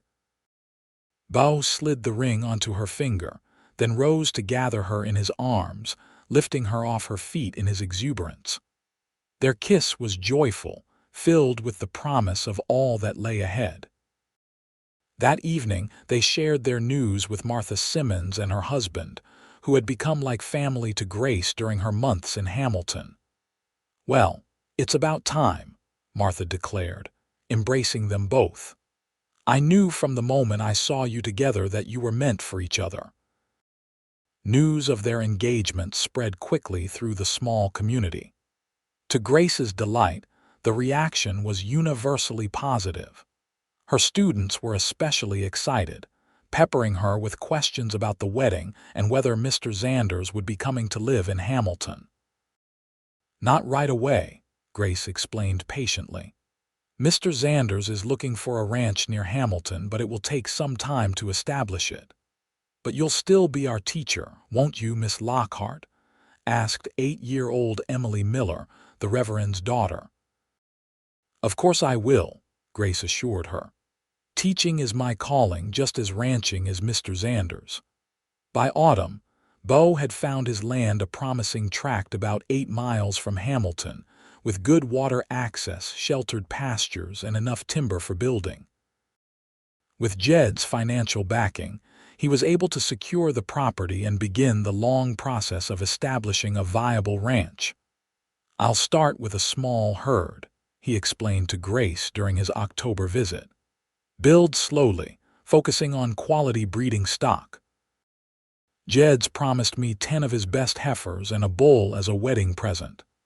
"That's incredibly generous," Grace remarked, impressed by the depth of affection Jed clearly held for Beau.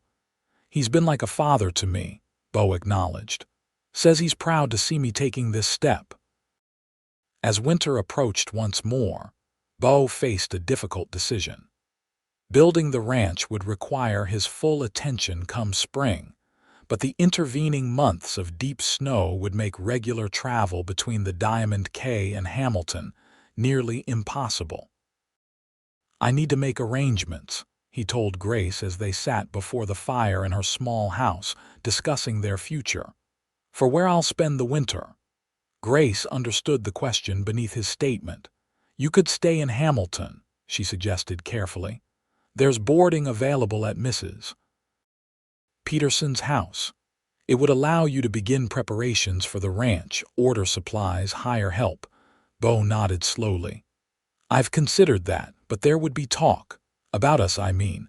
Living in the same small town before we're married." "People talk regardless," Grace pointed out with a small smile. "And our engagement is hardly a secret." "True enough," Beau acknowledged. "But I want to do right by you, Grace. Your position in the community." Grace appreciated his concern for her reputation, but times were changing, even in frontier towns like Hamilton. "I'm respected for my work," she said confidently. "That won't change because my fiancé takes lodging in town while establishing his ranch." In the end, Beau made arrangements to return to Hamilton permanently after Christmas. He would spend his final weeks at the Diamond K helping Jed through the early winter months, then transfer to Hamilton, where he would board with the Peterson family while overseeing the initial construction on his ranch property. "It won't be much at first," he warned Grace as they discussed the timeline. "A basic cabin to start, barn and corrals for the stock. More comfortable quarters will have to wait."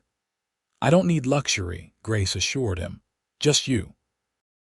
The winter of 1878-1879 proved milder than the previous year, allowing construction to begin on Beau's ranch earlier than expected. By March, the basic cabin was complete, 2 rooms with a sturdy stone fireplace, built to withstand Montana's harsh weather. Grace rode out with Beau to see it one crisp Saturday, her heart full as he showed her around the property, describing his plans for expansion, the pastures where his cattle would graze, the garden he hoped she might plant.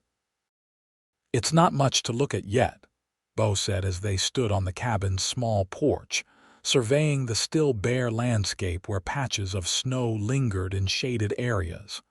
"But give it time, and it will be a real home." Grace leaned against him, feeling his solid warmth beside her. "It's already perfect," she said softly, "because it's ours." Beau's arm tightened around her waist. "When?" he asked simply. "When should we make it official?" Grace considered the question. The school term would end in May. The ranch would be functional if still developing by then. And she had waited long enough to begin her life with this man who had rescued her in more ways than one. June, she decided. The first Saturday in June, the wildflowers will be blooming in the valley. Beau nodded, satisfaction evident in his expression. June it is. The following weeks passed in a flurry of preparation, both for the ranch and for the wedding. The community embraced the upcoming celebration with enthusiasm. Martha Simmons organized a sewing circle to help Grace create her wedding dress, while Reverend Miller offered the church and his services for the ceremony. At the ranch, progress continued steadily. The first of Beau's cattle arrived in April, a small herd that would form the nucleus of his operation. He hired 2 experienced hands to help manage the stock, built additional corrals and fencing, and with the help of several townsmen, expanded the cabin to include a proper kitchen and a second bedroom. For the future, he explained somewhat shyly when Grace questioned the addition. By late May, as Grace prepared her students for the end-of-term examinations, a sense of anticipation filled her days. The life she had dreamed of: independence, meaningful work, a community that valued her contributions, had materialized in ways she could never have predicted. And soon, she would share that life with the man who had captured her heart on a frozen Montana lake. The first Saturday in June dawned clear and warm, the valleys around Hamilton indeed carpeted with wildflowers as Grace had hoped. In her small house behind the schoolhouse, she prepared for her wedding day with the help of Martha Simmons and several other women from the community. Her dress, though simple by Boston standards, was a marvel of collective craftsmanship: ivory silk ordered specially from Helena, adorned with delicate lace at the collar and cuffs, fitted perfectly to Grace's slender figure. "You look absolutely beautiful," Martha declared, adjusting the wreath of wildflowers that crowned Grace's auburn hair. "Beau won't know what hit him." Grace smiled, grateful beyond words for the friendship this woman had shown her. "I can hardly believe this day has arrived," she admitted. "Sometimes it feels like I just stepped off that stagecoach yesterday." "And yet, look at all you've accomplished," Martha replied warmly. "A thriving school, the respect of the entire community, and now a husband who adores you. Not bad for a year's work, my dear." The church bells began to ring, signaling it was time. Grace took a deep breath, gathering her composure. This was no ending, she reminded herself, but a beginning, another step in the journey that had brought her west in search of a new life. The small church was filled to capacity, with every resident of Hamilton in attendance.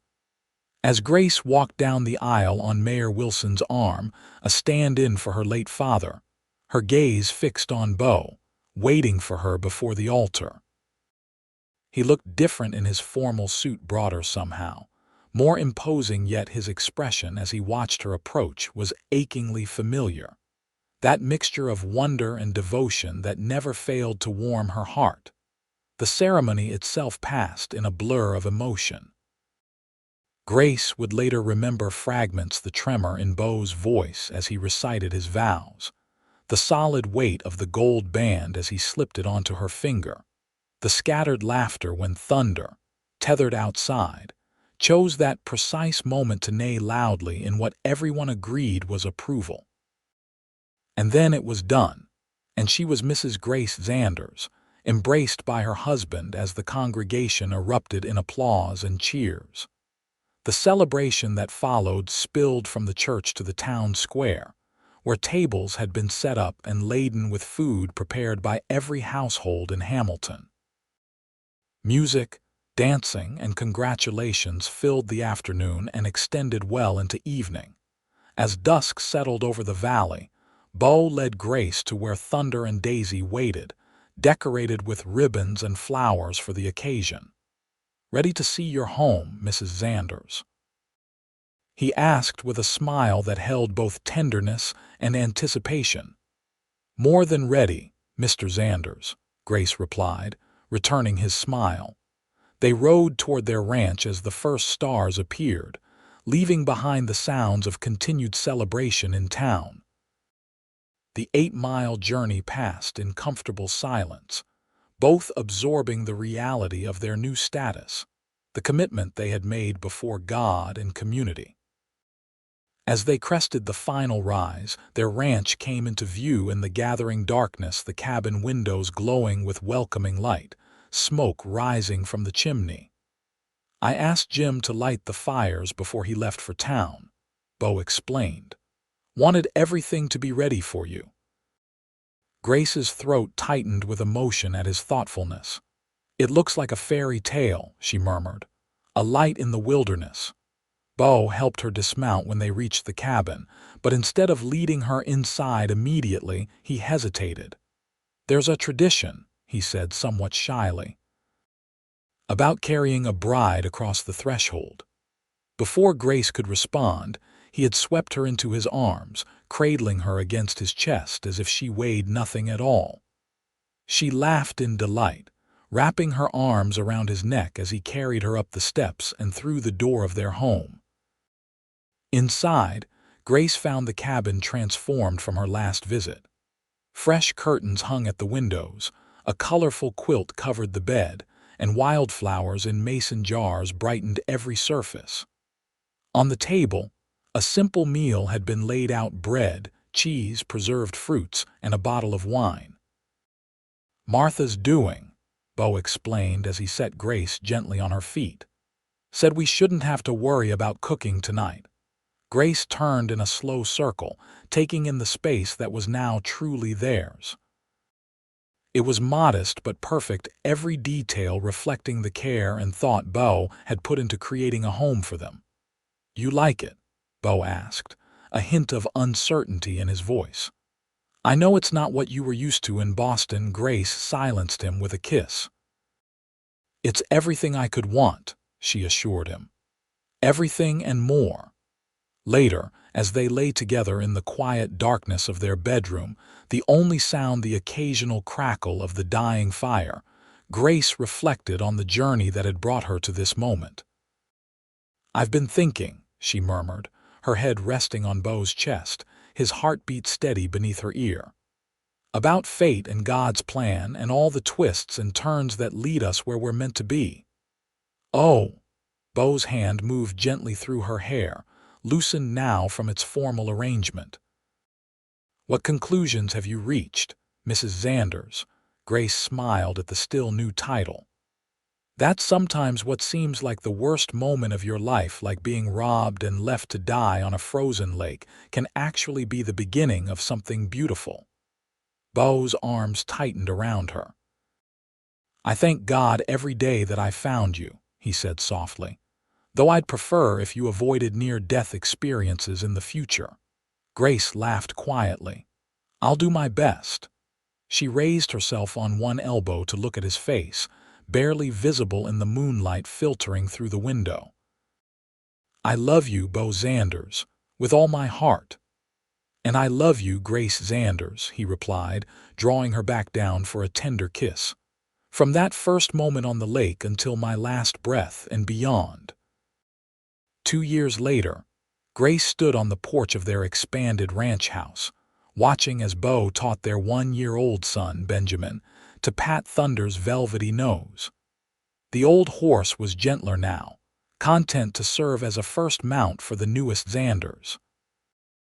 The ranch had flourished beyond their expectations. Beau's careful breeding program and sound management had resulted in a thriving operation that supplied beef to the growing mining communities throughout the region. They had added a second story to the house, expanded the barn, and hired additional hands to manage the increasing herd. Grace continued to teach, though she had reduced her schedule to 3 days a week after Benjamin's birth.